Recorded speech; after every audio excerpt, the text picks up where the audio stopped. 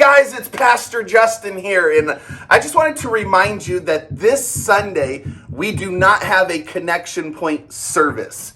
If you are interested, at 10:30, we're going to come up to the church and decorate it and get it ready for Christmas and get ready for service on December 5th. We're excited, man. We got so much happening in December. Our Christmas series, our Christmas Eve service, our New Year's Eve service, our guys' night, our ladies' paint night, Christmas dinner, and we're excited to be starting a youth ministry. If you're interested in helping with that, this Tuesday night at the church at 7 p.m., we're going to gather to dream, pray, and plan and get everything ready to start Connection Point Student Ministry. It's going to be an awesome season. So again, I want to remind you, we don't have service this Sunday, but if you are available, some of us are going to come up. We're going to decorate, get it all ready for Christmas.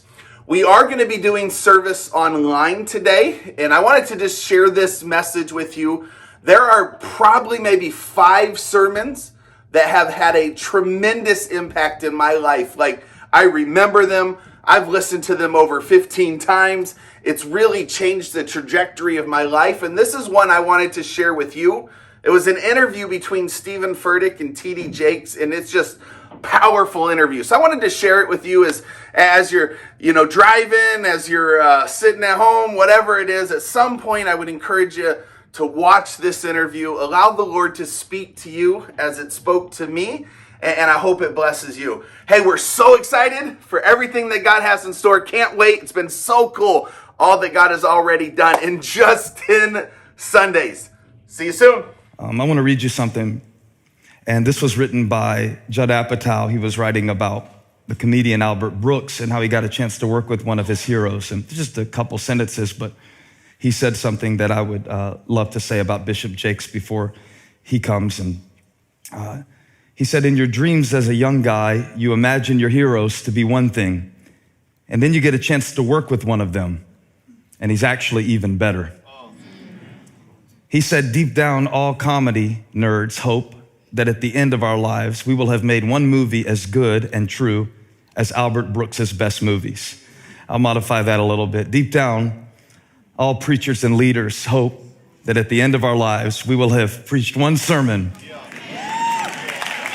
as good and true as Bishop T.D. Jakes' worst sermon. Would you put your hands together, Elevation Church, and welcome to the stage, the one, the only, Bishop T.D. Jakes.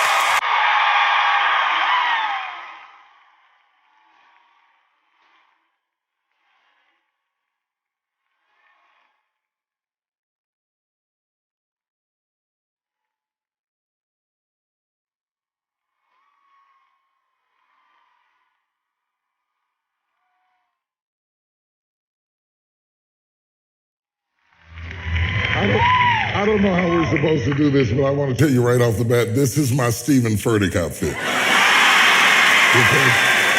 This is me trying to be cool like your pastor. Did I do pretty good?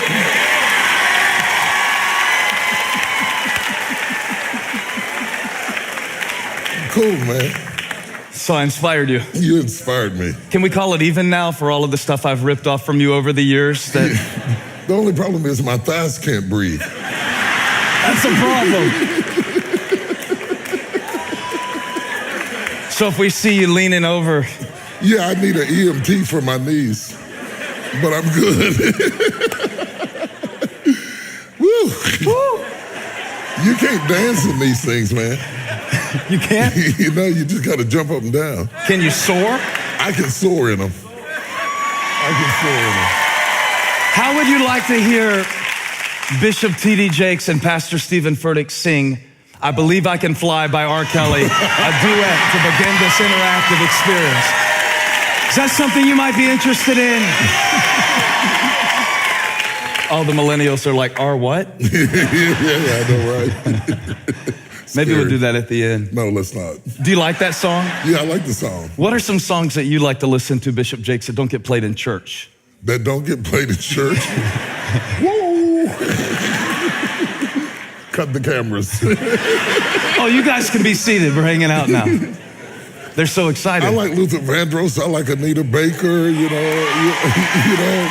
I like, lesser known but extremely talented is Kiko Matsui. Kiko Matsui is a Japanese jazz pianist that is absolutely out of this world. And I listened to her this evening before I came over here, so I'd have my international flavor. Yeah, so I like all kinds of music. I like classical music. I like gospel music, of course. I like just about every kind, every genre, even some country. I'll go country on you every now and then. Greatest rock and roll band of all time. Oh, God, now I'm in trouble. Now I don't go rock and roll. No. Though it's funny, I grew up in the Jimi Hendrix era, so you know, anybody call you Jimi Hendrix? No, yeah. Big poster of him on the wall. My life's ambition was to have his afro. I had women braiding my hair till my eyeballs were up like this, trying to get my hair to grow. It never happened. I didn't get hair till the Jerry curl. That was your moment. You don't know nothing about a Jerry curl. Yes, sir, I do. You don't know nothing about that. I mean, not from personal experience. I've seen pictures. You've seen pictures of it. Well, when I used to preach years ago, I wore a Jerry curl and I had a towel around my neck. And when I got to really preaching, you see some pictures or something? Yeah, and the Jerry curl, the juice would fly across the front aisle. And everybody gets slain in the spirit. Those were the days when the power of God was falling. Is that the secret? That's the secret. You got to get a curl. I'm in trouble. So excited about this new book, Soar. Excited to talk to you about it tonight. Thank you. I've been reading it. Yeah. It's kind of weird, though. I had to do my research to interview you, and so I put in Amazon because the book is subtitled Build Your Vision from the Ground Up, and focuses on leadership, entrepreneurship. So I put entrepreneur in Amazon search, and over 56,000 results. Wow. Over 56,000 results. And then I put in leadership, over 257,000 results. Amazing. Which made me wonder, for my first official question of the interview, what was missing from the conversation that made you want to add your voice? Timing. What we need depends on where we are in the history of this country. The topography of this country has changed in terms of how we make a living quite a bit, from agricultural. We went through that phase to industrial age, to the information age that we're currently in right now. And people have had to retool themselves in order to keep up with trends they didn't choose. Now we're in an era where people of my generation send our kids to school because we train them to think a job. And we said, if you go to school and you get a good education, you're going to come out and you're going to get a great job. And that was true when I was coming up. But that's not true today. Today you can, am I right about it? Today you can go to school, you can get a great education and come out with a good bill. A whole lot of debt and end up working at Burger King. Nothing against Burger King. But how do we, I have to be careful, brother, like we get sued on the regular. The question then becomes, how do we, with our education and our disappointment, living in our mother's house, sleeping on the couch, eating cereal at noon, retool ourselves so that we can be functional in the 21st century? I listen to the argument that our country's having right now. It's hard to listen to. But beneath all of the chatter, the red belt states and the inner cities are crying about the same thing: the lack of opportunity. And we're looking to the White House to solve the problem. And the reality is that's not going to happen. That's not going to happen. And we need solutions. And this goes beyond, we like to talk in terms of, we have nice terms for it, but it's really black and white, you know, urban and red belt states is really black folks, white folks. But now we're both getting broke. Okay, which is a scary situation. And you've got smart, bright, gifted, talented people who can't find an opportunity. Also in our community, and even in other communities, you have this dilemma of people who made mistakes when they were young, some criminal justice issue. And 25 years later, they can't get a job or a place to stay. Right. That's a real problem. So rather than to go get a job, I thought it was important to talk about being a job. You know, yeah, about being a job, about hiring yourself, about the opportunities that exist to create your own reality, your own business, your own company, to be the CEO of you. The CEO of you. And I think it surprises a lot of people to hear you talk like that who are only familiar with you as a preacher. Right. I mean, there's no doubt, okay, when I go to preach for Bishop Jakes, I've had the privilege to do it 3 times, I think. Yeah. I spend as long trying to figure out what I want to say in my introductory remarks to honor him because of what he's meant to me as I do on my message. And I never can quite find the words, but the last time I think I was with you, I gave you a nickname. I don't know if you remember, I called you the yes. Slasher. Yes. And I called you that because I called him that because no matter what title someone would put with the name T.D. Jakes, they would have to put a slash after it. Yes. So you're a pastor slash author, New York Times bestselling, multiple #1, 793 weeks author, slash producer, slash record label executive, slash philanthropist, slash father, slash husband, slash. So I call him Slasher. Probably the first time you've ever been called that. That got me an FBI investigation. Thank you very much. At the heart of that nickname, though, is a lot of admiration. I wonder, when did you decide not to be limited by one title or one function? I never knew that the way people described you would become a prison until they did it.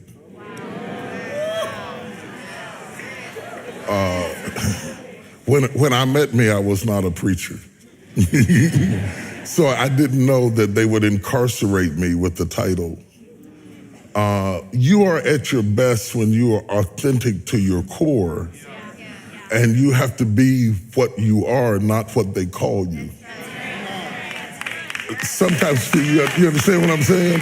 Sometimes people will call you a name and you start living up to the name and it limits you from what else God wants to do in your life, you know?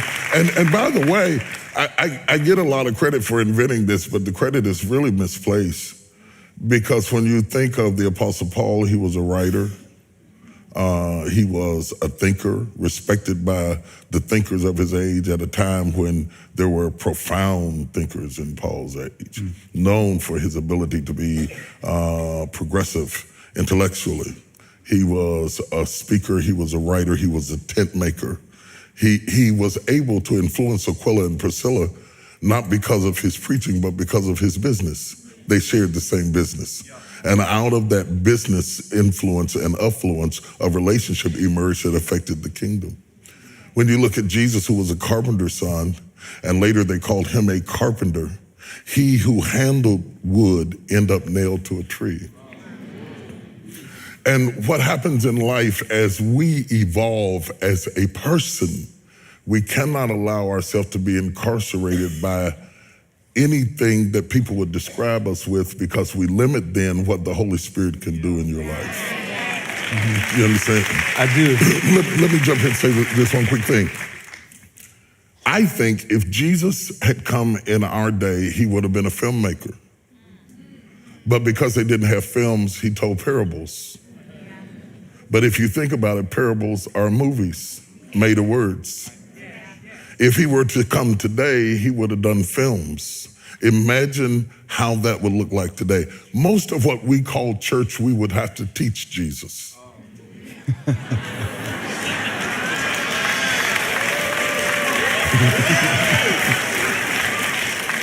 Jesus never saw an usher. He never saw a greeting committee.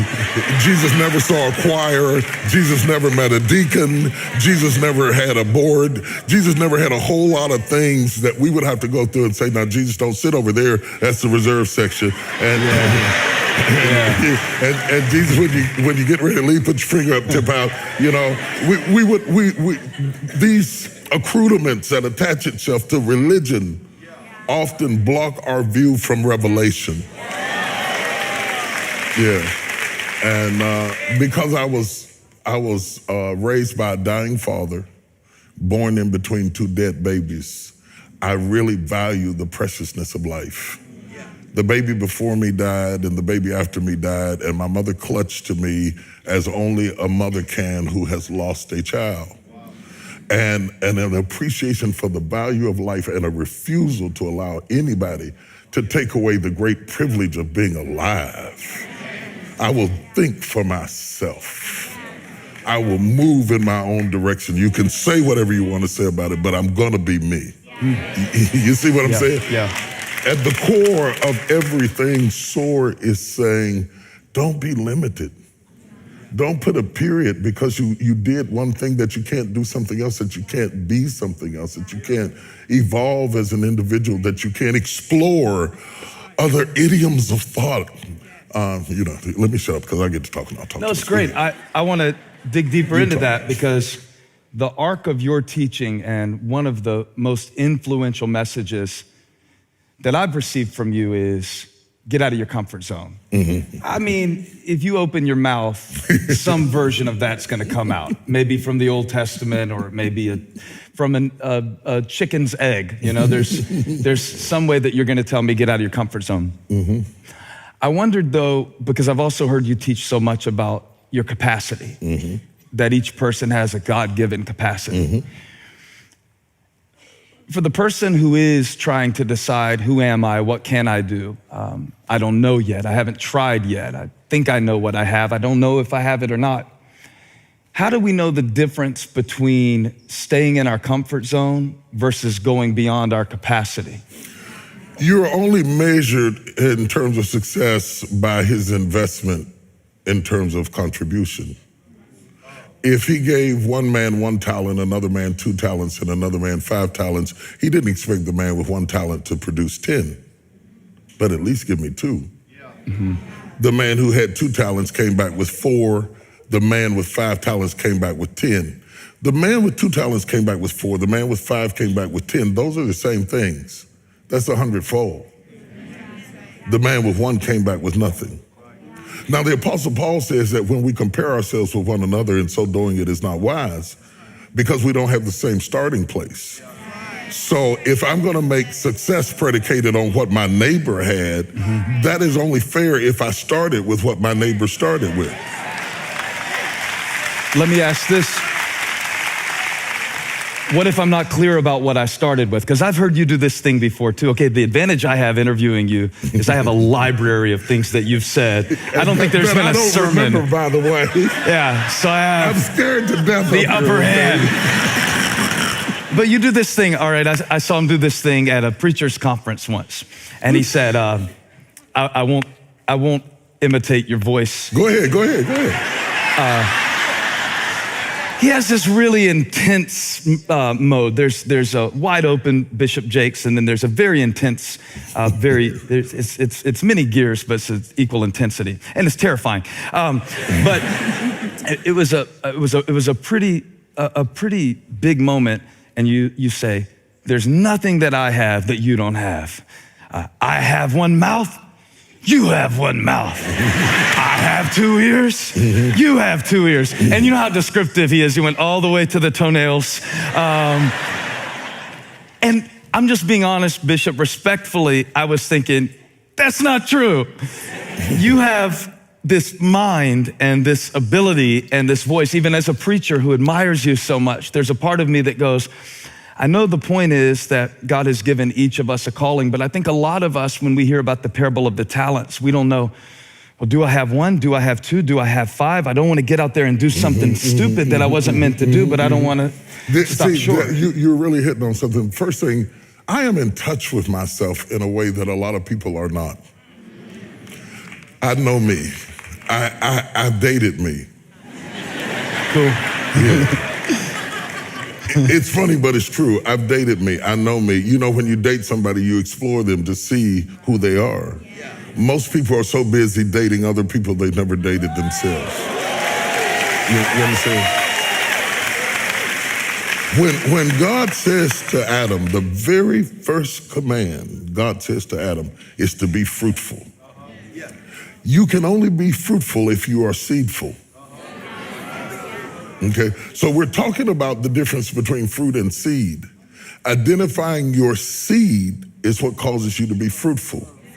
The first revelation of seed should happen in your family. You should have parents who are looking at their kids looking for seeds. I'm gonna give you my grandbaby story. You asked for it, you're gonna get it. You're just gonna get it. So we're in my church and it's dark and my grandbaby's in there and a bunch of friends are in there and we're taking pictures and I can't find the light. And the lights are complicated and I can't figure out how to turn all this stuff on. And so we're trying to get some pictures. And so my grandbaby ran and she says, wait a minute, Paul, I'm gonna get a flashlight. She went up under the pew where we have hidden flashlights, snatched down a flashlight and brought it over and said, now take the picture. And so I said to her, I said, baby, Kinsey, don't you wanna be in the picture? She said, no, I don't wanna be in the picture. I wanna hold the light. That's the seed right there. That's the seed right there. So we came back to the house and I was getting ready to take a picture and I'm trying to keep up with you millennials, you know, it's so hard. And I was trying to take a selfie and I got a timer, you know, where you can back up, you know,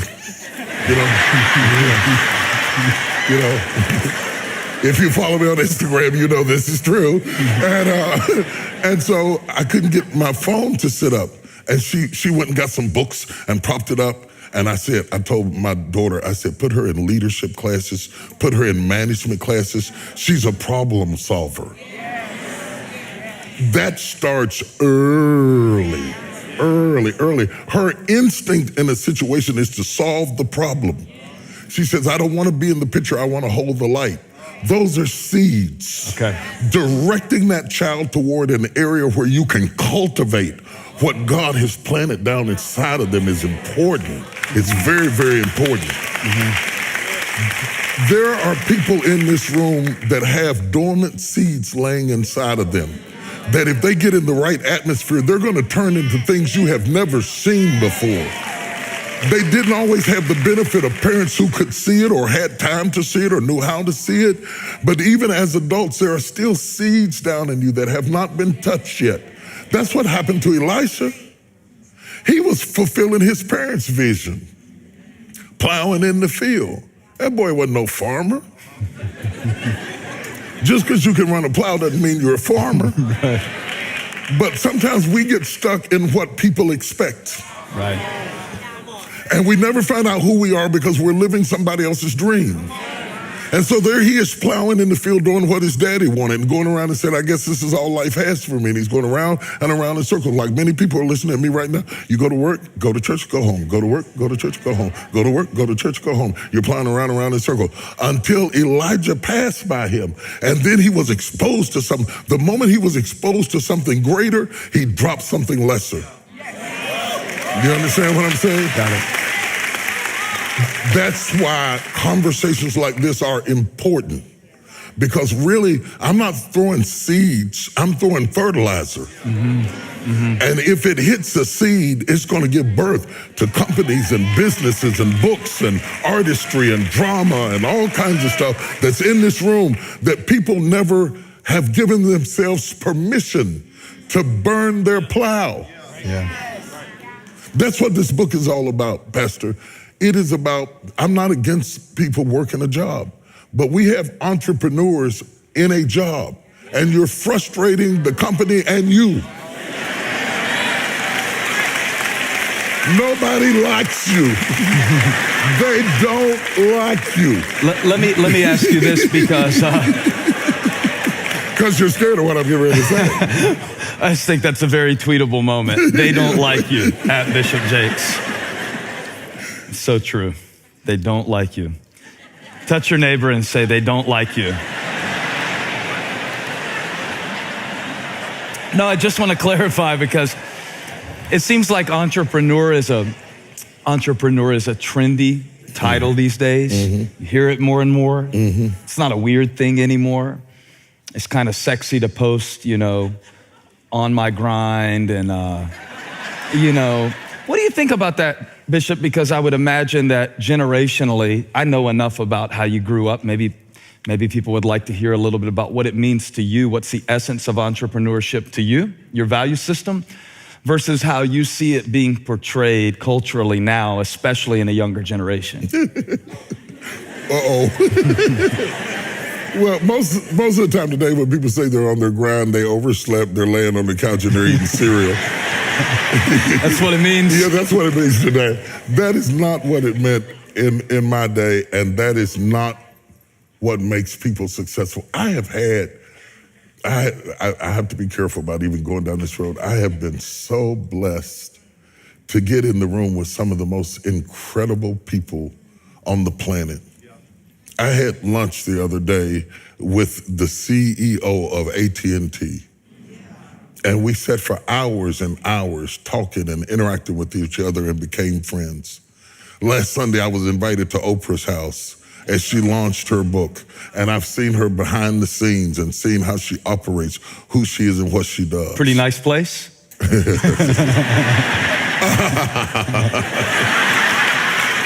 Instead of burning my plow when I came home, I started to burn down my house, okay? I said, I'll set it afire, the insurance will pay for it.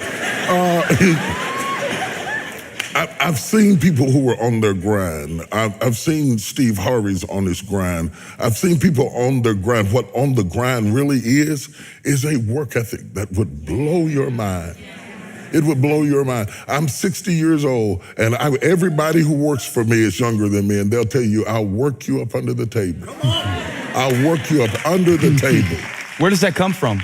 My father. My father, absolutely. My father is real. Let me tell you, this chair is about to break. My father's sitting here and my mother is sitting here and they're fighting for the mic from moment to moment. My grandmother talks to you every now and then. All of my ancestors are sitting on this table all the way back to Nigeria. All of them. My ancestors were Igbos from Nigeria. And Igbos are called Black Jews, that they're industrious, that they go after things, that they're hardworking people. So all the way back in my DNA, we were self-sufficient. And all of them are sitting here. Folks whose name I can't even call. So what we're talking about is culture, okay? And not racial culture, family culture. Where the demonstration of what my father decided what grinding was. You weren't grinding till Daddy said you were grinding. Gotcha. Take your hands out your pocket, boy, like you got $1 million in your pocket. They trained us not to be lazy. They talked about lazy like it was a disease. I mean, like it was the worst thing you could be. It was the worst thing you could be. You know, and two things to this day. I shouldn't say that in your church. I can say this about your church, so I'm going to say it in your church, and I'm going to let you figure out all the mail you get. Two things to this day I cannot stand is a stinking woman and a lazy man.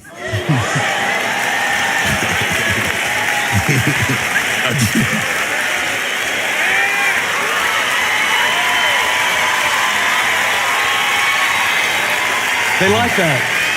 There's some folks that agree with me out there. Our sister got to take a bath, praise God. Our sister got to throw some water here and there. I ain't talking about baptism. And I'll give a brother a pass on the smelling good if he works hard. But don't tell me you're on the grind and you're not really on the grind. Here's the problem. The Bible said Benjamin, Jacob was dying, laying in the bed. Talking about fathers to son. He's laying in the bed, he's dying. And he sat up. The Bible said Israel strengthened himself. Notice that, Israel strengthened himself, sat up in the bed. And he said, Benjamin shall raven as a wolf. In the morning, he shall devour the prey. And in the evening, he shall divide the spoils. Notice the time clock there. Yep. In the morning, you devour the prey while you're young. See there? That's the intensity thing I was talking about. You see that? Imagine when he has a steak knife across the table. One lady jumped back 3 rows, just said, in the morning. I see a lady really scared out right here. My mother was a school teacher. She was dramatic. In the morning, you should devour the prey. In the evening, you should divide the spoils. If you don't devour when you're young, you'll have nothing to divide when you're old. It's incredible. I am scared to death of people who are young and saying, I just can't figure it out. I haven't made up my mind yet. I tried that. I didn't like it. I don't know. Maybe I'll do that. I think you better hurry. Right. You better shoot something right now. Right. Because youth goes quick. Right. I mean, like, it goes like a runaway slave. It goes. Youth is an Underground Railroad with Harriet Tubman. It gets away, okay? So these are things I would not say. You can't say, so you just sit there and nod. You sit there and nod. Sit there and nod. Am I on? And have the white man's liability of turning red. See, we get embarrassed and you can't tell it, but when you're embarrassed, you turn red. God bless you.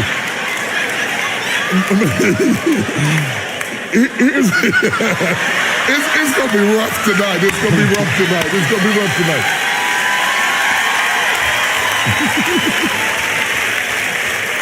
In the morning, hear me, people. In the morning, devour something. Throw your whole self at something. You'll never know what you can do and what you can be until you throw your whole self at it. Devour it. I mean, devour it. Don't try it. Devour it. Attack it. Attack it like you're going to kill it. Devour the prey. And in the evening, you divide the spoils. We have it backwards today. We want to divide the spoils in the morning. So we're blinging when we ought to be devouring. See, don't worry about whose name you wear when you're young. Worry about your name. God told Abraham, I will make your name great. I will make your name great. There is an old person down inside of you that's dependent on you to be smart. It's the person you're going to be 30, 40 years from now. Do not disappoint that person by being foolish through the strongest years of your life. And then when your back is out and your knees are swollen and you can't move around, now you're out there going to get your grind on now?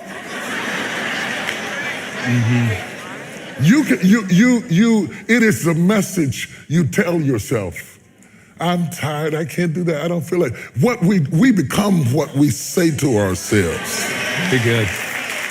You will never win the Olympics talking about, oh no, I don't feel like working out today. I don't know, I'll do it when I feel like it. If I don't feel like it, I don't do it. It's because I'm not into working out. I want to get the trophy. I want the trophy, but I don't want to go through what it takes to get it. You devour in the morning. You divide in the evening. And if you try something and it doesn't work, it's okay. Try something else. If my son said to me, he said, Daddy, he said, my baby boy, he said, Daddy, I'm going to school. He's finishing up a 4-year degree in musical engineering. He said, I think it's the thing I want to do. But he sat at the dining room table with me. He said, but suppose I'm not, suppose it's not. Suppose I throw everything at it and it's really not the thing. And I leaned back over the table and I said, don't worry about it, son. If it is not the thing, it will be the thing that leads to the thing. Okay. Let's go into that. What's been in your life, ministry or business, what's been a thing that led to a thing? I love the part in the book about Viagra, by the way. It's in the book. You have to get the book. It's just an example. You're talking about Coca-Cola and other products that were discovered by accident. It's the idea that sometimes in doing something that fails, you lead to something that you didn't even know that was really the whole purpose all along. Absolutely. All right, so give us 1, 10, 20 examples of those in your life, things that you accidentally succeeded at. Everything in my life I stumbled into. Is that right? I never thought I would be producing films. My wife and I started out doing gospel plays and going on tour doing gospel plays. We had no intention that we were going to ever do movies. We were trying to do plays and trying to figure out how to do that right, and losing money. And we went to Atlanta and just lost our shirts putting up the first play. And in the process of stumbling around, we finally figured out how to get the play kind of going good. And then I met this dude that I said, let's collaborate and do it together. And the dude was, what was his name? Tyler Perry, yeah. Oh, yeah. I heard about him somewhere. Yeah. Tyler Perry was fresh out of sleeping in his car. Right. And I was fresh out of money. And so we got together and collaborated and did a play called Woman Thou Art Loose. And we toured the country doing Woman Thou Art Loose. And then we went to LA and did it. And a guy named Reuben Cannon was in the audience. You never know who's in your audience. Footnote to preachers, speakers, singers, anybody on the stage. Never adjust your performance to the crowd, because you never know who's in the crowd. You never know. Always respect your audience with your best performance. I don't care if it's 3 people. One of those people might change the trajectory of your life. So Reuben Cannon was in the crowd, and he saw the play, and he said, I want to make it a movie. He said, I want to make it a movie. I didn't have no movie money. Movie and money both start with the M for a reason, okay? When you have one, you got to have the other. But he said something to me that becomes the way business people think. They don't fail to do something because they don't have the money. He says, we'll raise the money. Let's do the movie. Listen at the difference in attitude. I can't do it because I don't have the money. He doesn't see money as an issue. If you see it as an issue, it'll be a stop sign. He says, oh, we'll raise the money. So Cedric the entertainer, and I can't remember who all, Oprah put some money in it, and different people put some money in it because he knew them. Relationships are your greatest resource. People who don't like money don't like resources, because everything that's ever going to come to you is going to come through a person. That's why you got to be careful how you treat people, because it's not guaranteed that it'll be somebody you like, your friend. They won't necessarily be your color, and they may not have your theology. Okay? But God may use them to bless you. You know, the ravens didn't go to church, but they fed Elijah. So anyway, so we put the money together.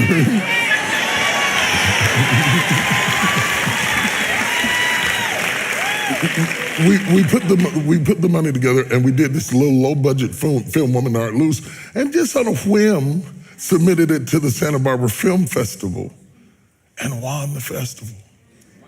And all of a sudden, the movie that we were going to put on TV went to screen. You see how you're stumbling into it? Yeah. It's not always that you planned it, but if you honor where you are with your best effort, even if it is not it, it will lead to it. So as you walk along, you stumble into it. I was telling my church Sunday, if you go to my stream and stream our service Sunday, you get to see a big, ugly 6'2" man start whimpering and lips start trembling and got you trying good. not to cry. Yeah. I had no idea when I was pastoring in Smithers, 40 people, 50 people. Smithers, West Virginia. West Virginia, on Easter. 40 on Easter.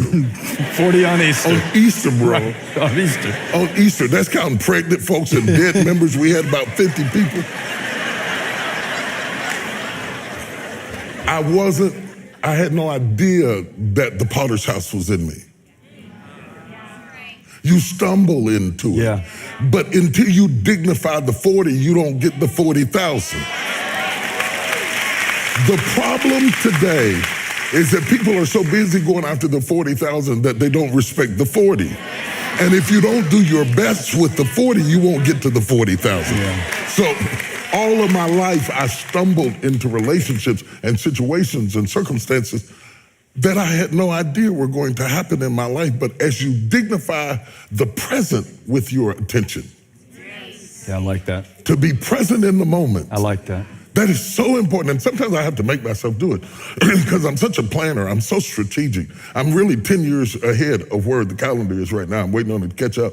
I got plans. You are so strategic. That's what blew my mind about you. I thought you were just a cyborg before I met you. Do you know what I mean, though? I thought you were Look just... that up. Did he curse at me? I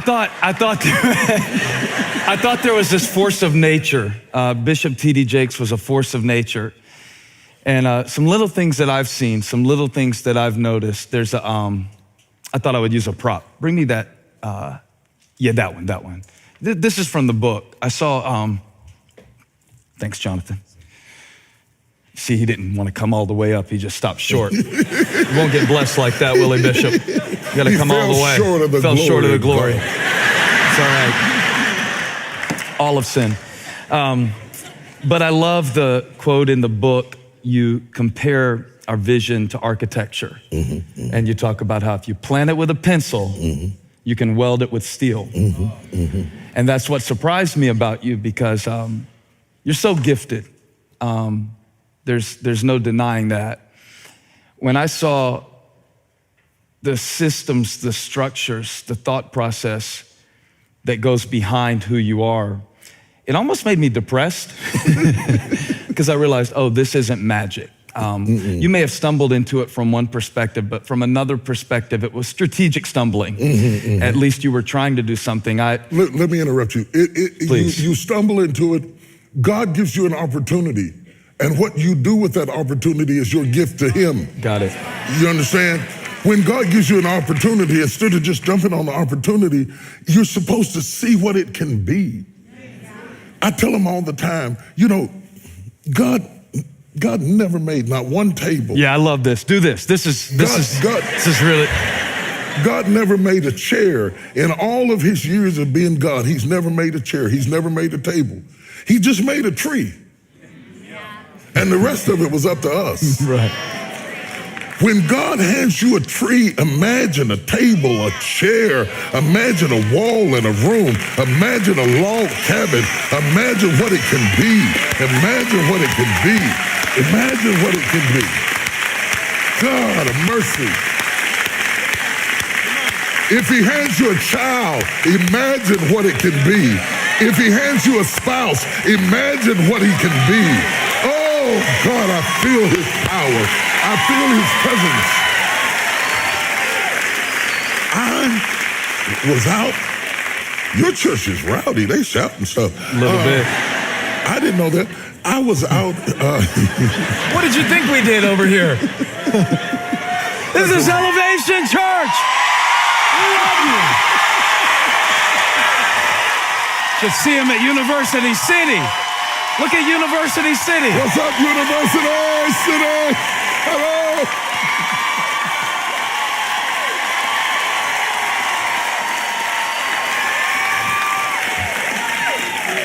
So I'm in South Africa and I'm on a safari, and I'm really like tripping off of this safari, and I'm out here with all of these big animals and stuff.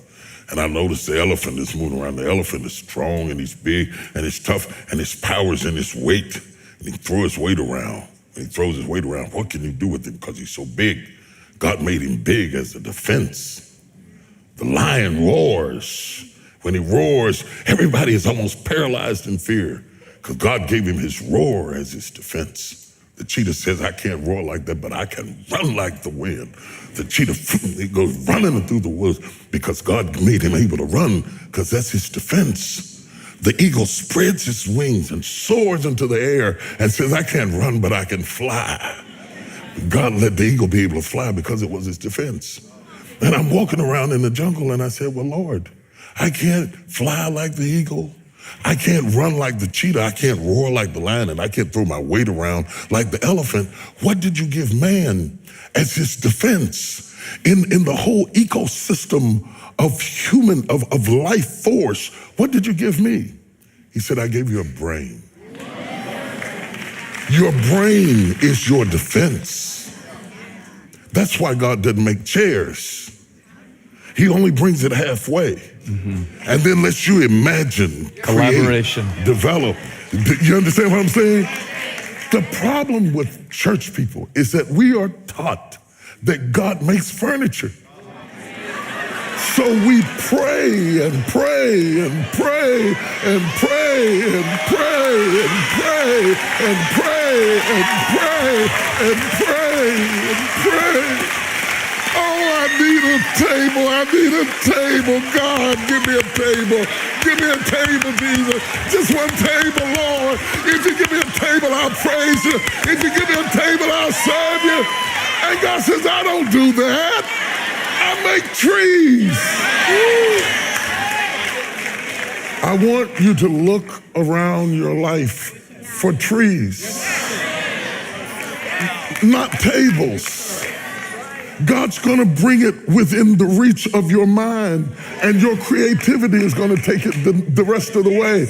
And it's going to turn into apps, and it's going to turn into Apple phones, and it's going to turn into computers. It's going to turn into satellite systems in the heavens. Look at what all we were able to do. No other creature, no other species has sent satellites up into the air, created smartphones. Look at what we did with our head. Why are we in church not using our head? I don't understand it. You know, in my neighborhood, they got this song, you know, that the young people used to sing. It's dated now, but they say, shake your money maker. Yeah. And they go to twerking, you know. Yeah. I ain't gonna show you. I got a couple of moves, but I ain't gonna show you, but they go to twerking. I told my church, the next time you hear that song, play your money maker, don't shake nothing down here. Shake this up here. As a man thinketh, so is he. When you start talking about the type of strategic that I am, God gives me raw elements, and I stare at them. I stare at what I've been given, like I stare at a text. I preach the way I do, not because of what I know about the text, how long I stare at the text. I just stare at it, and stare at it, stare at it. I look at my life, I look at my wife, I look at my kids, I look at my age, I look at my stage, I look at my influence, and I stare at it and imagine what it could be. And I build my strategy from my stare. See, I don't have time to be gazing at what you're doing. You understand? But that's not going to help me. That's none of my business. God bless you. If I can help you, you know I will. But I'm not over in your business. I'm never going to be over in your business, because every time you turn around, I'm staring at mine. For this season, for this stage, for this age in my life, what could I do with what I have left? Your miracle is never in what you lost. It is always in what you have left. If you're down to a handful of meal, that's all you need. If you're down to 2 fish and 5 loaves of bread, that's all you need. And so when you start looking at what you have left, stop grieving over what you lost. Because if you needed it, you wouldn't have lost it. It might only be a pot of oil, but if it's left, the miracle's always in what's left. So what can you imagine with that? That woman, that pot of oil would have never done anything if you didn't pour it. It would pour as long as there was capacity to receive. Yeah. So when you start talking about being strategic, and this is going to help you a whole lot. For me, once I envision where I'm going, then I can tell what I don't need. Let's talk about that. You see, if I packed to go on this trip based on where I was going, I checked the weather, I looked at the places I was going to speak, and everything that I thought I would need for where I was going, I put in the bag. And anything, I didn't pack no swimming trunks because I figured I wasn't going to need them. Why do I load down my bag with things I don't need? Okay? I want to circumspectly, with great precision, tailor my life down to the things that are necessary to get me where I'm trying to go. Stephen Mansfield, who is the CEO of Southern Methodist Hospitals, this chain of hospitals throughout Texas, a multi-billion-dollar corporation. Healthcare is a business. He also was the former president of the Dallas Regional Chamber of Commerce, and as he moved out of office, I was there. Incidentally, I am the first clergy to ever be on the executive board of the Dallas Chamber of Commerce. And there I am on the executive board. They control all the wealth that comes in and out of our city and all the planning and all the preparations to be able to move the city of Dallas forward. And there I am in a room full of CEOs and executives, and I'm listening at them talk, and I'm staring. I'm staring. I can tell a great preacher sitting in a crowd by how he stares while I'm preaching. It's all in the stare, brother. I'm staring, and Stephen says something. He said, all of us CEOs know it is not where we're trying to go that is the problem. You can get great consensus from all of your staff on the goal. And we spend all of our time talking about the goal of where we're trying to go. He said, but all of you CEOs know that's not the problem. It is not where we're trying to go that is the problem. It is what are you willing to leave behind to get there. When he said that, I ripped out my phone like I had to call somebody. I had both thumbs. I very seldom use both thumbs. I had both thumbs. I was just a packet at a packet at a packet. Is what are you willing to leave behind? If you're going to soar, you have to break a law to soar. The law is the law of gravity. The Wright brothers had to figure this out, that every time they tried to go up, Isaac Newton was right. Something kept pulling them down. There are people in this room that every time they go after their dream, something keeps pulling them down. They want to open up a not-for-profit. They want to open up a healthcare. They want to open up a home for unwed mothers. There's some lovely, good things. It's not about being rich. It's about purpose that they're trying to do, but every time they try to do it, that something keeps pulling them down. There is a law that always wants to pull you down to where you came from.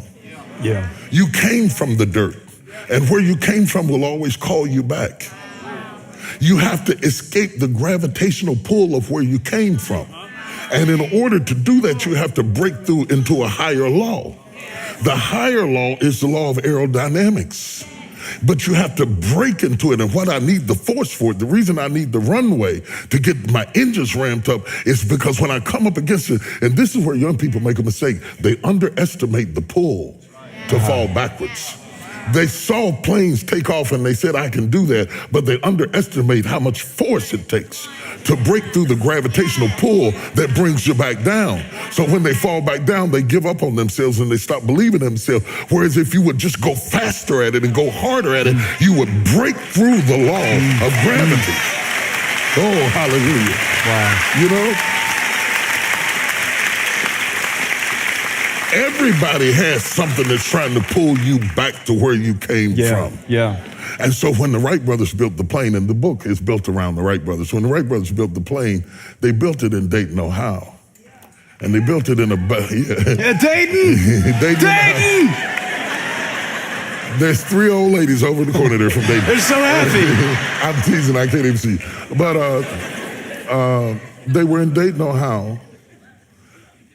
And they figured out, they built the first plane in a bicycle shop. They couldn't say to themselves, well, when I get what I need, I'm going to build a plane. We don't have a manufacturer. We don't have any backing. We don't have any money. And by the way, we don't even have a degree. But none of that stopped them from building. I wrote this book to people who don't have what they need. Okay? I didn't really write the book to big-time entrepreneurs. Because all of those books you're talking about, they got them. I wrote this book to people with big dreams and little resources. I wanted you to build your plane from a bicycle shop. And then they got it all built up and dated, and then they figured out something. And I can cite, I do in the book, I cite examples of things that I did that succeeded or failed off of this next thing. They said, we have to move to Kitty Hawk, North Carolina. There were two reasons. One, if it came back down, it would fall in the brush and the landing would be better. And the second reason was the wind was right. There are times you can do the right thing in the wrong wind. Okay? Some of the things I tried didn't work because I didn't study the trend. I studied the plane, but I didn't study the trend and the wind that's necessary. Success has a lot to do with wind. If Colonel Sanders came along today and started KFC today, he'd go broke. Because today we're all worried about, carbs and fat grams and all this stuff. I'm a vegetarian, all of this stuff. We're reading the labels and all of that stuff. But he started his business at a time that women had just gone to work and families were used to home-cooked meals. His business solved a problem. The stats say that people who go into business because they want money are apt to go out of business 80% of the time. People who go into business who are successful don't go into business based on their need, they go into business based on their customers' need. If your business or church or ministry solves a problem, it requires less marketing. You don't have to talk me into wanting something I need. But when I don't need it, you got to spend a whole lot of money talking me into something. So you want your business to be a solution. In fact, you want your life to be a solution. Nobody sends for a problem, they only send for an answer. If you're feeling lonely and you're feeling rejected, figure out how you can be an answer to somebody's problem and they'll always invite you. Because people invite answers, they repel problems. So when you come in the room giving problems, it is the most unsexy thing you can ever do in the world. It's true. Somebody far less cute can get much further than you because they don't moan and groan and complain. Really, when people ask you how you're doing, they don't really want an answer. We're not serious. Don't sit down there, well, I'm doing fairly well, but my knee is hurting and my back has been hurting from time to time. And when it rains, my eye starts twitching. I got a little pain going on right here. It's driving me absolutely crazy. And I just don't know what in the world I'm going to do because I got a thumbnail growing over here. It's just that's why I didn't wear the shoes I want to wear with this stretch. Because, no, get out of here, get out of here, crazy. Bring solutions. Bring solutions. Bring solutions. Bring solutions as a person. Bring solutions as a business. Bring solutions as a ministry. And you will always soar. When's the first time you saw yourself as a solution? I wrote Woman Thou Art Loose, and I didn't even know how to write a book. Really? No, I didn't know nothing about writing a book. I didn't know a thing about How old were you? book. In my 20s, somewhere in my 20s, late 20s. I wrote the book in a PC study Bible notepad because I didn't know what a word processor was. So there was a friend of mine named Pastor Clifford Frazier, who we were just getting into computers and stuff, us old guys. We was getting 28 old guys. We were just getting into it. And he said, why did you write all of this in a notepad? He said, it'd be so much better if you wrote it in a word processor. I said, what's that? I had written almost the whole book in the notepad of a PC study Bible. So it wasn't that I was proficient. It was that I had heard the cry of women who were hurting, sexually and emotionally abused, who were hidden in our churches at that time, and the church was ran by men who were deaf to the cry of the women. And when I heard their cry, I thought that there were biblical solutions to sociological and emotional issues. And so I started trying to get an answer out. And when I started teaching it, it was a Sunday school class. And more women came, and more women came. I didn't know it was going to be a movement. I didn't know it was going to be a book. I did it first as a Sunday school class, and then I called Archie Dennis, and I told Archie, I'm teaching this class, and people are going crazy over it. I mean, my church is packed out. It's got like maybe 150 people. 150 people meant some people were outside. That's my bicycle shop. Never laugh at my bicycle shop. Despise not the day of small beginnings. Great things come out of small places. Woman Art Loose came out of that bicycle shop, okay? So I told Archie about it. Archie said, you should bring it to Pittsburgh. You know, he had this big rich voice. Archie Dennis used to sing for Billy Graham and Morris Cerullo and all those people. Oh, this big melodious voice, bring it to Pittsburgh. And so he announced that I was going to bring it to Pittsburgh. No, he said, I'm going to have you in Pittsburgh. And he says, what do you call it? And I thought, I don't know. I'm on the phone with him. This is exactly the way it happened. I said, I don't know. I guess I'll call it Woman Art Loose. That's what the Bible said. I'll call it Woman Art Loose. He said, okay. So he announced that I was going to teach Woman Art Loose. Like that. And so many women came, they had to move it out of the church into the hotel. Wow. So I took the CDs from the Sunday school class and put it with they were cassettes at the time, and put it with the cassettes, yeah, that's how old I am, and put it with the cassettes from Pittsburgh, and I had a 2-tape series. Okay. This is the truth. This is how it happened. And when I got ready to do the book, I couldn't find a publisher that would do it. I finally found a publisher that would take my tapes and transcribe it into a book. But when I saw what they did with my answer, I got mad because it wasn't in my spirit. They were saying what women ought to do is such and such, what women ought to do. That was not my spirit. So out of desperation to protect the integrity of my spirit, I started pecking.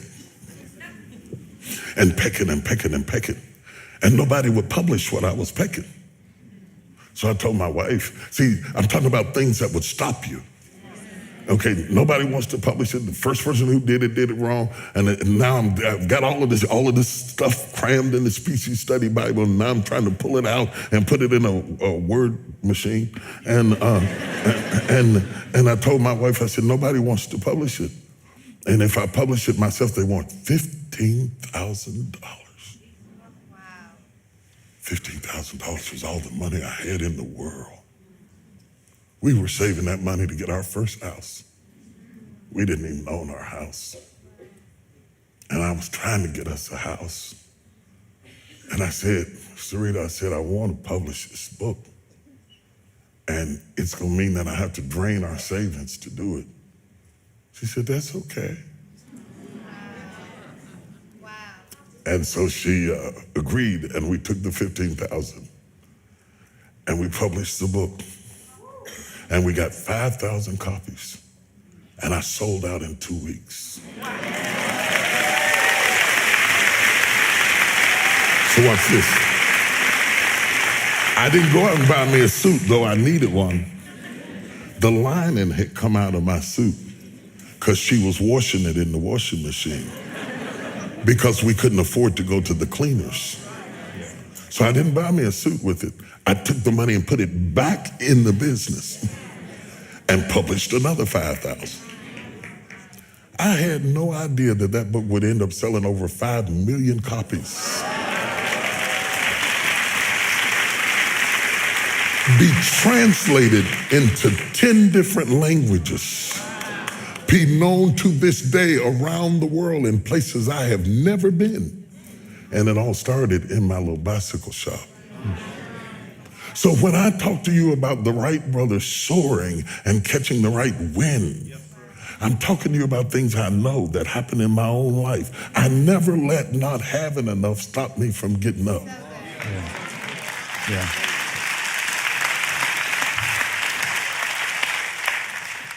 When you mentioned it's not where you want to go, it's what you give up to get there, what have you given up to get where you are that people in the room might be surprised to know?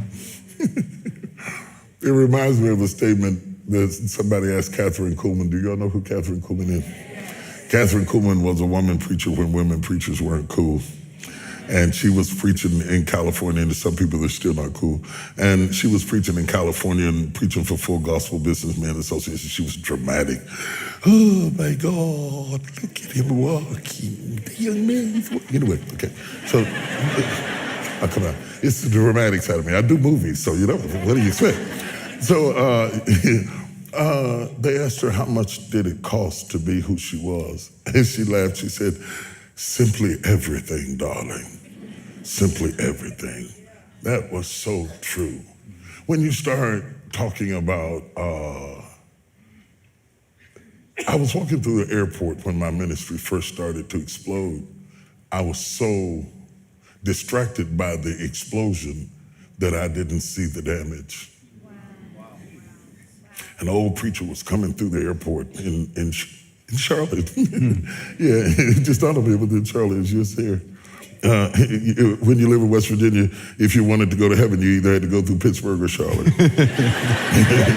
And I was in the Charlotte airport, and this old bishop walked up to me and he looked at me and he shook his head. He said, oh, he said, you've lost something. And I thought, what that was? He said, you've lost something that you'll never be able to regain. I said, what is that? He said, normalcy. Wow. It took me about 5 years to unpack that simple conversation. Wow. That you become a target by people who have never met you. That they would say the most hideous things about you. That your children would suffer from the things they wrote about you, trying to get their points up and their Nielsen ratings up, that they would eat you for dinner and save the story until sweeps month and drop it because you had a big audience so that they could get big ratings and that my kids would have to grow up in the middle of all of that. I was distracted by the explosion. But I would come to see the damage. I would see it in the tears of my children, the pregnancy of my daughter, the pains of my son, holding my wife in tears. And I would hold her in tears and preach faith and go home and lay down in a bed of fear. I said, God, where have you taken me? I'm telling you this, this won't cost you, and I'm throwing it in free tonight. Tonight only. Now I'm gonna tell y'all, nobody else can hear this, just us, y'all gonna keep it. I almost quit. I'm a country boy, I'm from West Virginia. I don't know nothing about this big time stuff. I never even asked to be big. I wanted to be effective, not famous. Famous is the consequences of being effective. I didn't know nothing about being famous and I didn't like it. And so there I was, and when you first knew, everybody attacks you first and figures you out later. Because though we say you're innocent until proven guilty, the reality is you're really guilty till proven innocent. But I didn't know that then, and I was young, upstart. You have to understand that you're looking at a 60-year-old man, but you're talking about something that's happening to a guy in his late 20s with little kids. And the first time I was in the Washington Post, the article was so vicious it made me nauseous. I was so shocked that you could say that stuff about somebody you didn't even know based on assumptions and a little bit of this and a little bit of that. They piece it all together and you don't get to say anything back. So I decided I don't want this. I was preaching for Pastor Bishop Donnie Mears, and nobody knew it because preachers can override their feelings and function. I preached, the place was on fire, but inside I want to quit. I told God, I'm through with this. I'm not going through this. I don't need this. I don't need that. I'm a guy who likes to go get his own chicken wings. I don't have to have all of that stuff to be happy. Because I wasn't raised with it. I can make it. You can throw me in an apartment and give me just a little skillet, a cast iron skillet. You know what I'm talking about? And some seasoned salt and stuff and a couple of wings. I will run you out of here. I will run you out.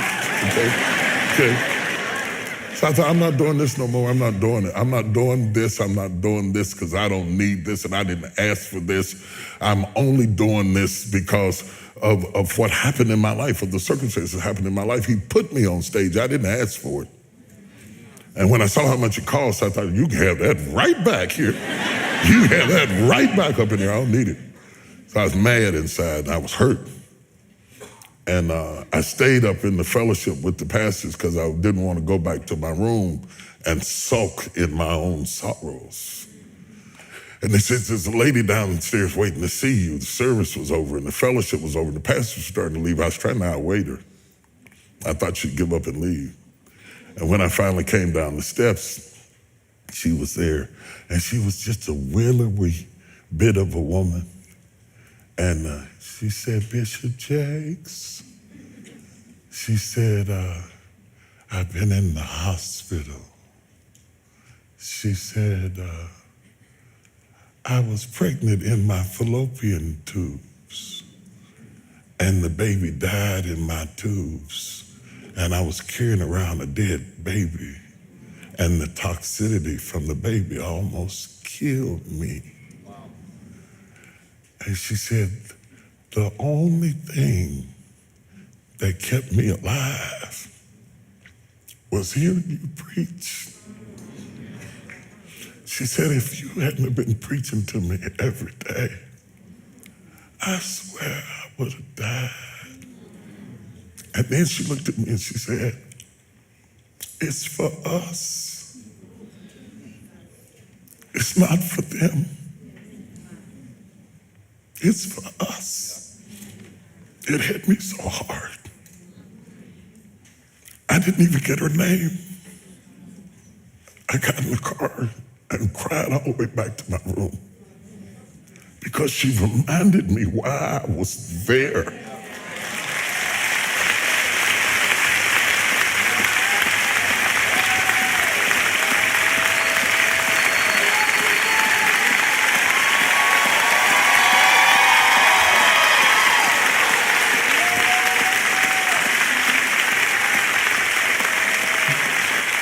I just left last week when I text you. I was up in Baltimore in D.C. and I was doing a book signing. And this woman came up to the table to buy a sword.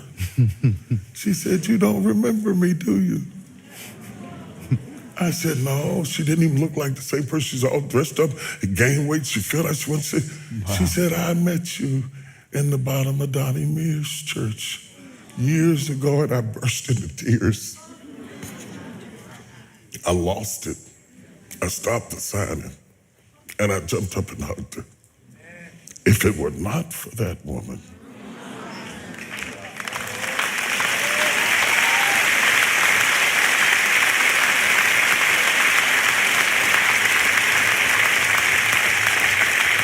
when you talk about what it cost, I'm going to my southern stuff now. Child, simply everything. What being a public figure does to you, everybody has an opinion about everything. What you wear, whether you shave your head or not, what you look like, you gain weight, you're fat. I mean, they say anything to you. And what has to happen to survive it, you have to get tougher. Not meaner. Tougher. Tougher. What's the difference? Mean is when you lash back, and because in a fight like that, if God would turn me loose, woo, I felt something right there. If God would turn me loose, I could hold my own. I could hold my own in a street fight. I could, oh, glory to God. Woo, hallelujah, I gotta thank myself. Sometimes I beg him, I said, please let me get him. Please let me just get one him. time. Just one time, Lord. Just one time. Sometimes I type it out to delete it, because I swear, I could pull a paint off the wall if you turn me loose. You should release a book, Things I Almost Tweeted. Yeah. Oh, it would be good. It'd be a bestseller. It would be a bestseller for sure. But when I say tougher, your resilience and your resistance to the irrelevance of things that have nothing to do with your destiny are satanic distractions Yeah. to move you away from where God has placed you. Yeah. And you can't be, when I do a pastor's conference and I do Q&A, because I like to do Q&A because I like to talk to you, and they start asking me questions and stuff, generally somewhere along the night somebody's going to come up and tell me about church split or somebody who's saying something about somebody who heard them like that. But when I'm talking to CEOs, incredibly successful people, when I'm talking to presidents and kings from around the world I've sat across from and talked to, when I get a chance to be in the room with executive and corporate executives and stars whose name, if I would list in here, everybody would know them, they're never talking about what people said because they have developed the toughness that is necessary to survive. Can I say one more thing real quick? I'm saying You can say a lot of more things. Okay. I took my son up to the Rock of Gibraltar. My baby boy was with me. And his mom and I took him to the Rock of Gibraltar because we were on our way to Africa, and we stopped over in Spain, went to the Rock of Gibraltar. And the guide took us up to the top of the Rock of Gibraltar where all the battles were fought. And all of the enclaves are filled with outposts where you could defend the southernmost tip of Spain before you face the northern tip of Africa. And there, as we went up, spiraling up to the top of the mountain, the higher you went, there were monkeys. And they were jumping all over the cars and everything. And the guide said to us, he said, you know, in certain seasons, it gets so cold up here that when the monkeys first migrated up here, in the winter, their tails would freeze off. That's how cold it was. He said, but eventually, when they started birthing their babies, they were born without tails because they had adapted to their environment. That's what I mean about toughness. If you are exposed to it long enough, you'll freeze your tail off.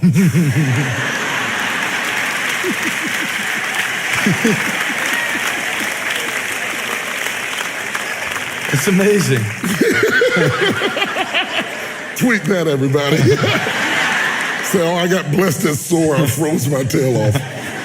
But if you, to those of you, however you define soaring and success for you might be raising 2 great kids.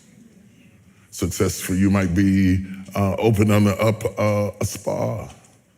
Success for you might be opening up a home for unwed mothers, or it might be a corporate office on Wall Street. If you don't freeze your tail off, you won't be able to withstand what success costs. You have to freeze your tail off. And I can tell that a lot of people are not ready. See, when I first started writing this book, I thought I was writing that entrepreneurship was about a business and a company and an address and a location and getting a building or a facility or starting an E-Corp from your laptop or something like that. But when I got to writing it, while I was writing it, not when I started, while I was writing it, I realized it was a mindset. It's a mindset. It's the way you think about things. It's taking control of your destiny. See, if I come to work for you, and I would, if I come and work for you. You would? Oh yeah, I would, yeah. I come teach your Sunday school class. Yeah, let you have the problems I teach the class, yeah, that's a great deal. You can decide what you're gonna pay me as an employer to an employee, but you can't decide how much I'm gonna make. We have turned our income over into the hands of somebody who has no vision for our need. Right. Okay. You can pay me whatever you think the job is worth, but you can't pay me what I'm worth. You can't afford me. So I can have all of these multiple streams of income to subsidize your limitations. Right. Because if I have an entrepreneurial spirit, I am not limited like an eaglet to waiting for the mother bird to drop food in my mouth. Being an entrepreneur means that I have lifted up into the air and found my own wings. You know, I'm so glad you said that, because I don't think you're talking about claiming our rights as much as taking responsibility for our own lives. Absolutely. It's a different mindset. Absolutely. You know what's funny? You know what's funny about this conversation is this is exactly how we talk on the phone. Most of the time it's text.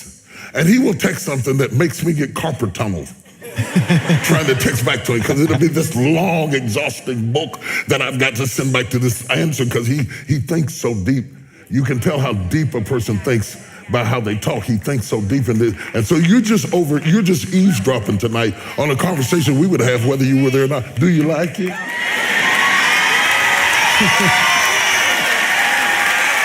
They liked it. This is how we do it. This is how we do it. I'm back. It's about taking control of outcomes. It's about not allowing your destiny to be controlled by your circumstance or your situation. It's about getting a vision for where you want to be in your life, with your family, with your children, and setting a goal and dropping off things that are not relevant to where you are trying to go, so that you can focus on what is necessary, so that you can have some spoils to divide, so that you can send your kids to a college, so that you can figure out where you want to live when you're old and how you want to die. This is not about diamonds and gold and Rolls Royces, unless that's what your vision is. This is about choosing where you want to go. If it's a cottage in the hills of West Virginia in a log cabin and you want to die with chickens in your backyard, that's your business. It's your life. It's your business. It's your business. It's your thing. Do what you want to do. That's what this is about. Okay. So whenever preachers start talking about anything other than preaching, religious people just...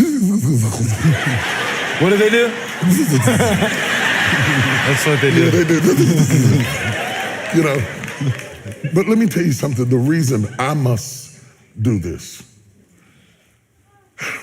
because I serve a people who have a prayer list full of things that God doesn't do. Half of the things they're asking God to do is tables and chairs. And he does trees. If they could catch what I'm talking about, we could go to praying about stuff that really matters. About the kingdoms of this world becoming the kingdoms of our God and of his Christ. We can start praying about North Korea and what's going on over there in the middle of the sea. We can start praying about things that would change the world, about cleaning up the air and cleaning up the water and leaving this planet better than we found it. We can start praying about things that would change the world, the way we interact with people. We can start praying about things that brought crack out of people's arms and delivered them and set them free and set them on a street called straight. I'm tired of praying about rent and house payments and car payments and school bills and college tuition. God doesn't do that. You do that.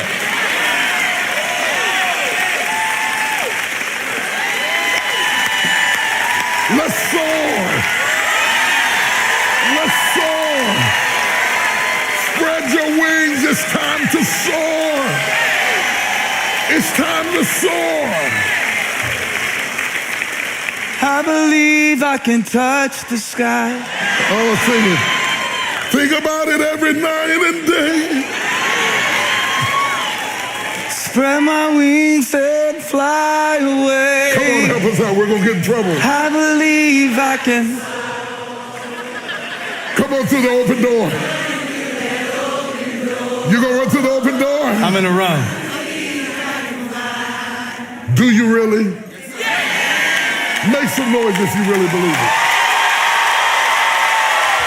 Come on, UC, make some noise.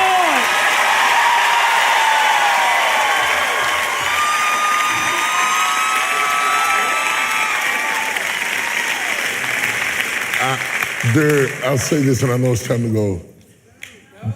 Yeah, well, I was gonna say, I don't know what your schedule is like. I don't want you to become an entrepreneur by accident by staying too late, missing work, and then needing to start your own company.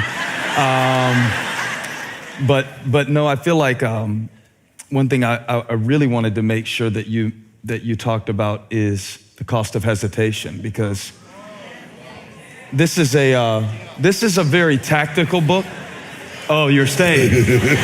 Yeah, we won't be much longer, and want to thank again everybody who's online, and want to encourage everybody to get the book, because I think you'll be surprised how Bishop Jakes is a ninja, and so it's from laughing about Oreos, and I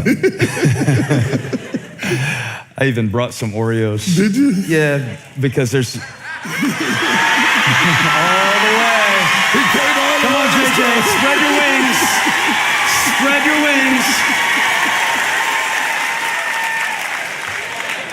But there's the example of innovation. You talk about I love this line.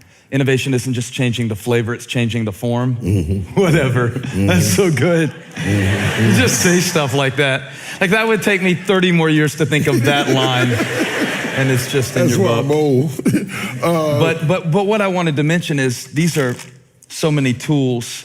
It's very tactical on one level, very inspirational, a lot of great inspiring prose. And then get into some things that will really help you to do it in real life and not just, Yeah, I wanted to get into church. business plans. I wanted to get into grants and foundations and concepts and real meaty stuff that I don't get to get into on Sunday morning. It's all in here. It's in the book. Yeah, it's in there. It's in the because this is something that we do in church that I think is dangerous. We inspire people. Right. Every Sunday morning. We inspire them. Every Sunday, I see you do it. Don't try to wiggle out of it. But if we inspire people and we don't inform them for Monday, then they'll just come on Sunday to get high. Good. It's true. And I thought, I need a way to get beyond preaching everything's gonna be all right, it's gonna be all right. Every Sunday it's gonna be all right, it's gonna be all right, and show you how to make it all right. Show you how to make it all right. Yeah. You talked about the cost of hesitation. You can't understand hesitation if you don't understand rhythm. I never thought I was going to be a preacher. I was going to be a musician. I started playing the piano when I was 19. It's hard for us to believe that you never thought you'd be a preacher. I didn't. No. And then one time you said that you never felt like you were a good preacher when you started. No, I didn't. No. Oh, Lord, no. That's why I preached so hard, because I didn't think I was very good. I said, well, I'll at least be hard. That made me cry when I heard you say that, by the way. I couldn't believe it. People who are gifted cannot see it. See, I can see him. I can see you, I can see the lights, I can see the carpet, I can see the table, I can see the roof. The only thing I cannot see in the room is me. And when you are gifted, when you are truly gifted, you are blind to yourself. So it makes you ask questions like, who do men say that I am? You're vulnerable to the voices around you, and you have to be careful who you have around you, because you can walk off a stage and want to slit your wrist because you can't see whether you had any effect at all. That's the truth. And be careful who you have around you, because they become a mirror. And if the person around you has an agenda, they'll distort the image of who you are. But anyway, you understand what I'm saying? So I was thinking, this watch I got on is turning around and around for time. It's imitating the solar system, because everything is turning. We don't feel it, but the earth is turning. It's moving around. The sun is moving. Everything's moving. Everything is moving. When I went to the Wailing Wall in Jerusalem, the rabbis stood at the Wailing Wall and they were rocking back and forth, because they understood that in order to reach God, it's a symbol of understanding movement. that blood is moving through my body while I'm sitting here. It's moving, it's moving, it's moving. If I have an emergency, they feel my pulse. A pulse is a rhythm, a rhythm, a rhythm. Everything is a beat, is a rhythm, and the rhythm determines days and evenings and seasons and suns. It's a rhythm, it's a rhythm, it's a rhythm. Everything is a rhythm. And when Christ came, he came in rhythm. In the fullness of time, tick, tick, tick, tick, tick, tick, tick, tick, tick, tick, tick, tick, tick, tick, tick, tick, tick, tick, tick. In the fullness of time, it comes in a rhythm.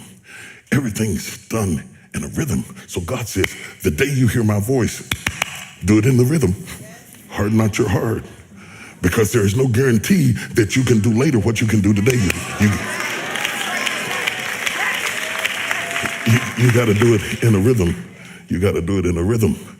When you hesitate, you break the rhythm.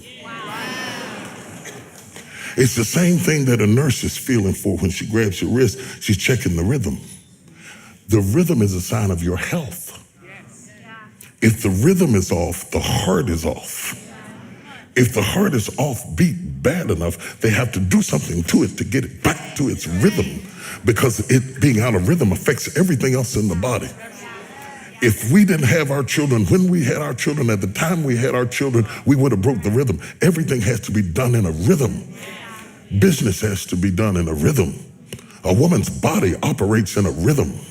Before we had all of this fancy stuff, people controlled childbirth by rhythms and cycles and systems. And that's why the woman is so akin to the heart of God, because she has cycles. And cycles are systems, and cycles reflect the universe. And God is a God of rhythm, and everything is spoke. When God said, let there be, everything started beating and beating and beating in a rhythm. And boom, boom, God is a God of rhythm. And if you're going to walk with God, you have to catch his rhythm. And when you hesitate, you break the rhythm. You understand what I'm saying? There is nothing worse than dancing with somebody who don't have rhythm. There's nothing worse. It makes you want to back off the stage. Byway says it looks like they're dancing to the words, not the beat. The beat, the beat, the beat, the beat, the beat, the beat, the beat, the beat, the beat, the beat, the beat, the beat, the beat, the beat, the beat, the beat, the beat, the beat, the beat, the beat. Don't hesitate.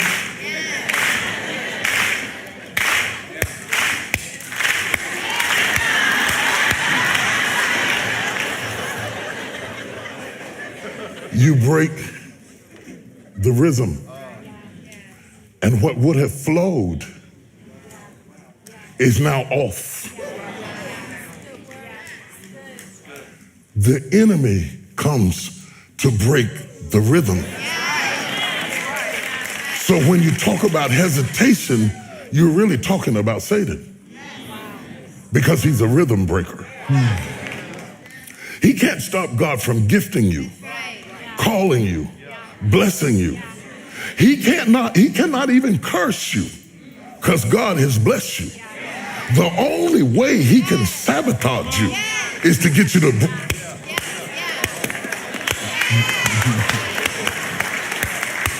break the rhythm. When you do break the rhythm, you have to repent. You have to repent. Not just because of sin, you have to repent because you missed the rhythm to do the right thing. I'll show it to you this way. Yeah. Samuel lays down on the bed, and he says, and he hears a voice say, Samuel? And he gets up and runs to Eli. He said, did you call me? Eli says, I called thee not, lay down again. He lays down again. Samuel? He goes, Eli, did he call me? Lay down.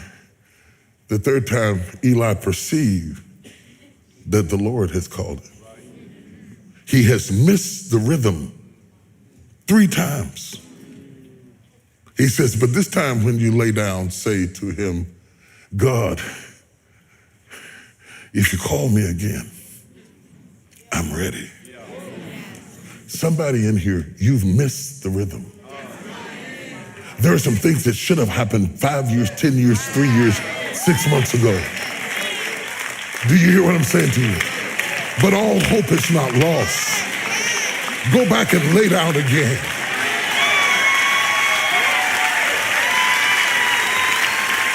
And say, if you called me again, if you just give me one more chance, I won't go to flesh, I won't go to Eli, I won't go to humanity, I won't go to my fear or my doubt or my shame. If you just call me again, give me one more chance, this time, Lord. Woo. Woo.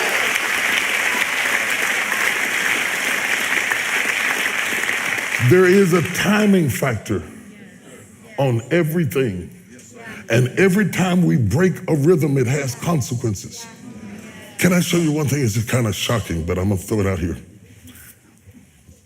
God did not intend for us to reproduce in our old age children because he wanted us to be here long enough to take care of them.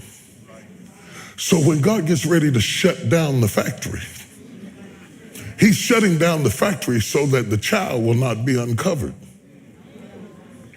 Now, through medicine, we have jimmied the lock and broke the rhythm so that you can be an 80-year-old man and have a 2-year-old son. Yeah. Now, you might have a lot of fun, but in breaking the rhythm, the son pays the consequence. Because by the time he figures out what to ask you, that's the problem with rhythm. It's not just about you. Everything else is dependent on the beat. Everything around you is affected by the beat. And even though you can create things that will break the rhythm for your own pleasure, in so doing, you run the risk of creating someone else's calamity. Because the rhythm was developed so that everything starts at a certain time, everything goes down at a certain time, because God is not just looking at you. It's for us. It's for us. When God gives you your next opportunity, move.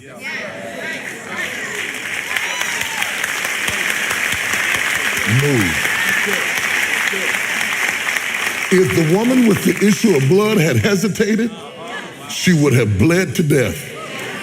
Because Jesus was not coming to her, he was passing by. Wow. Rhythm, rhythm, rhythm, rhythm, rhythm. And she says, if I can just catch the beat, if I can just, I'm weak, but if I can just catch the beat, it's gonna take all of my strength to get there, but I gotta catch him, because he's not breaking his rhythm. He's not breaking his rhythm. He's still moving. I got to catch his rhythm. So she had to crawl to catch his rhythm. She said, but if I can just catch his rhythm, the miracle is in the rhythm. And so she had to crawl. And the Bible says she pressed her way. And the way she did it and got up to speed is that she kept encouraging herself. If I can just touch, if I can just touch, if I can just touch, if I can just catch his rhythm, I'll be made whole. Blind Bartimaeus was sitting by the highway side begging. Let me stop. I'm going to stop it. There is one thing, I know we're running out of time, but I want, they said, no. I was on a flight that got stuck on the runway. And I tell you, we sat on the runway so long that it took all the scriptures I could think of.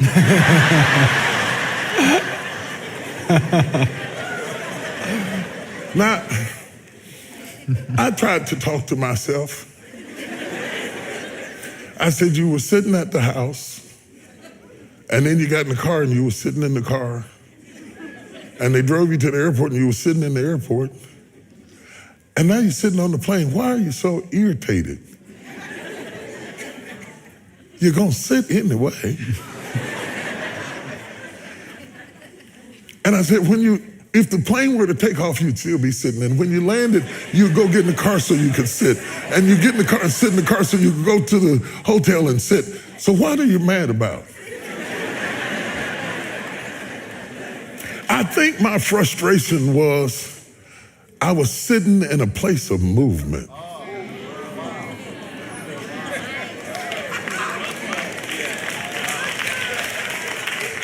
The agony of life is to sit in a place of movement. You spoke of hesitation, but the word that leaped in my spirit that I wanted to leave with you is frustration. I think that there are people in this room who are frustrated. And you try to make yourself feel content, and you feel guilty that you're not content, and you say, I ought to be thankful for what I have. And like me, you're trying to use rationale to put up with the situation that you're not called to. And what keeps needling you is, I belong up there. And yet I'm stuck right here. And there you are in a place of movement, watching other people take off. And wondering what in the world is wrong. And you ring the bell and say, what? Excuse me.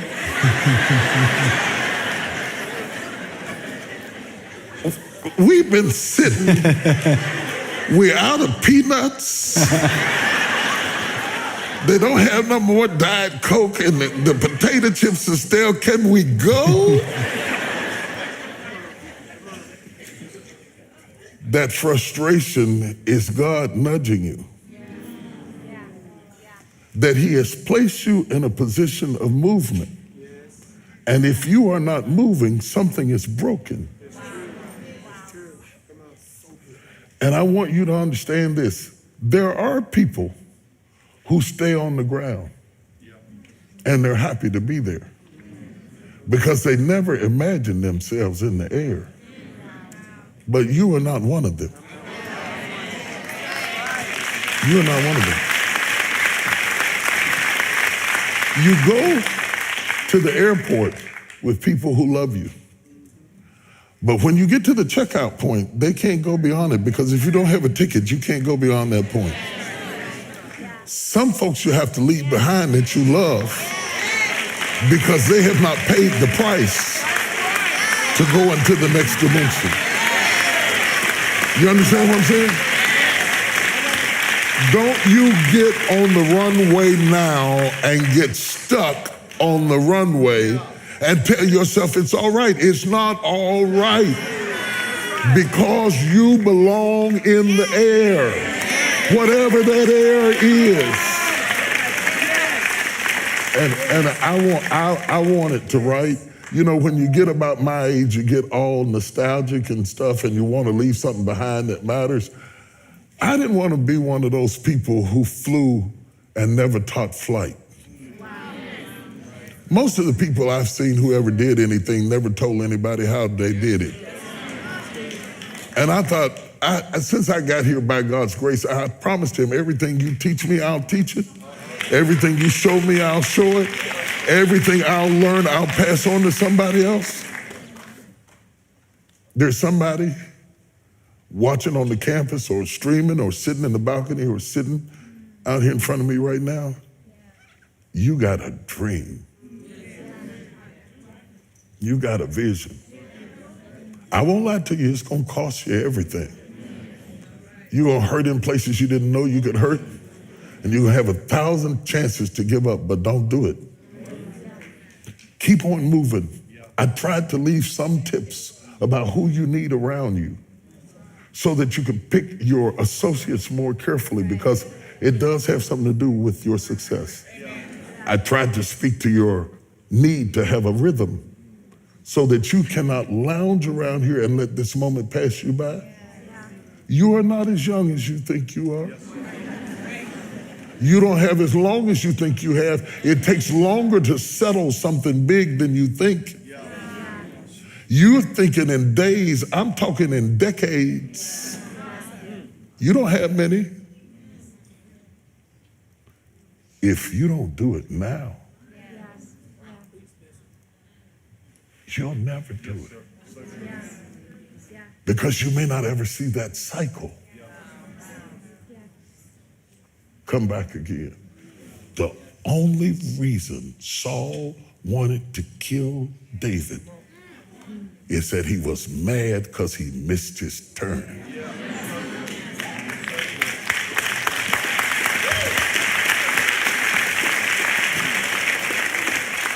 Touch everybody you can reach and tell them, do not miss your turn.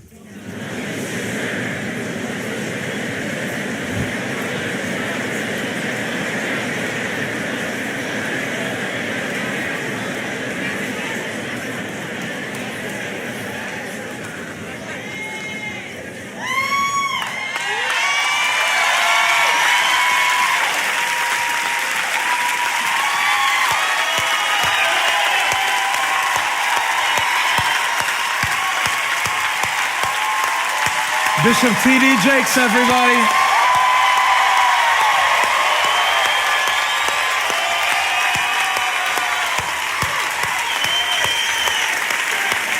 Would y'all do me one favor?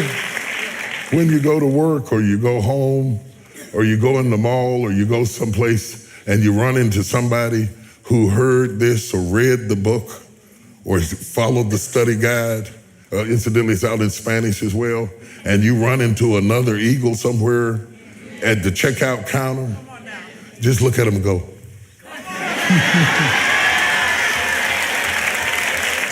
They'll know what you mean.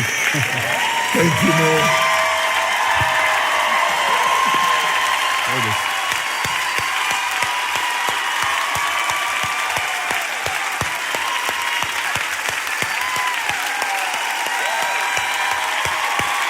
You made it.